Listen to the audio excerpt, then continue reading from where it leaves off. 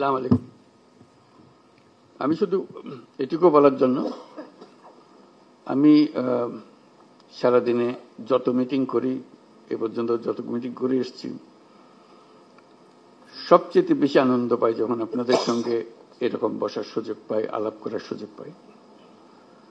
কারণ এখানেই সবাই মিলে বাংলাদেশের প্রকৃত ভবিষ্যৎ রচনা করা হচ্ছে। এটা আমাকে শিহরণ জাগায় যে এরকম একটা কাজে আমি জড়িত হতে পেরেছি, নিজেকে যুক্ত করতে পেরেছি। শুধু আপনাদের কথা শোনার জন্য, এটা কিভাবে আপনারা গাইড করবেন, কোথায় নিয়ে যাবেন। আমাদের উপর দায়িত্ব দেওয়া হয়েছিল সংস্কার করার জন্য।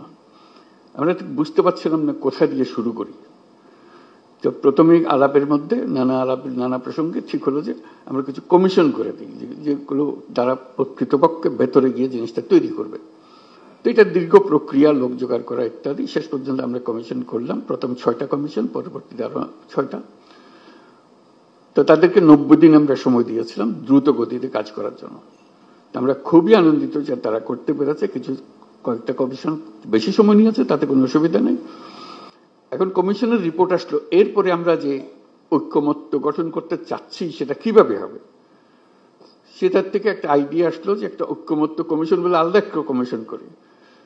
তো সেটা যে ফলপ্রসূ হয়েছে, সেটা প্রফেসর আলী রিয়াজ সাহেব যখনই আমার সঙ্গে বৈঠক করেন, আমি অত্যন্ত আনন্দিত হই যেভাবে আপনারা সহযোগিতা করেছেন, আনন্দ সহকারে পার্টিসিপেট করেছেন।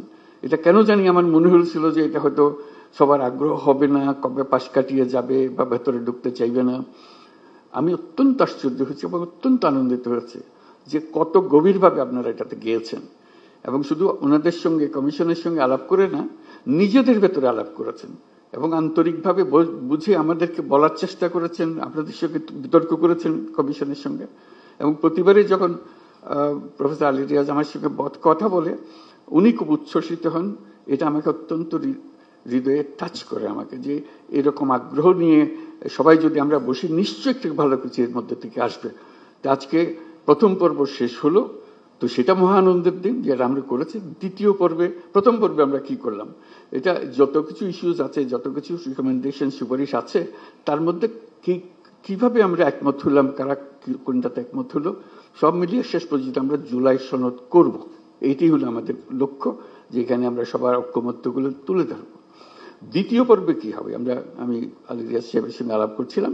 দ্বিতীয় পর্বে হলো অনেকগুলো বিষয় আছে, কাছাকাছি এসে গেছি, আরেকটু হলে আমাদের তালিকাতে আরেকটা সুপারিশ যুক্ত হয় ওই ঐক্যমত্যের সুপারিশে।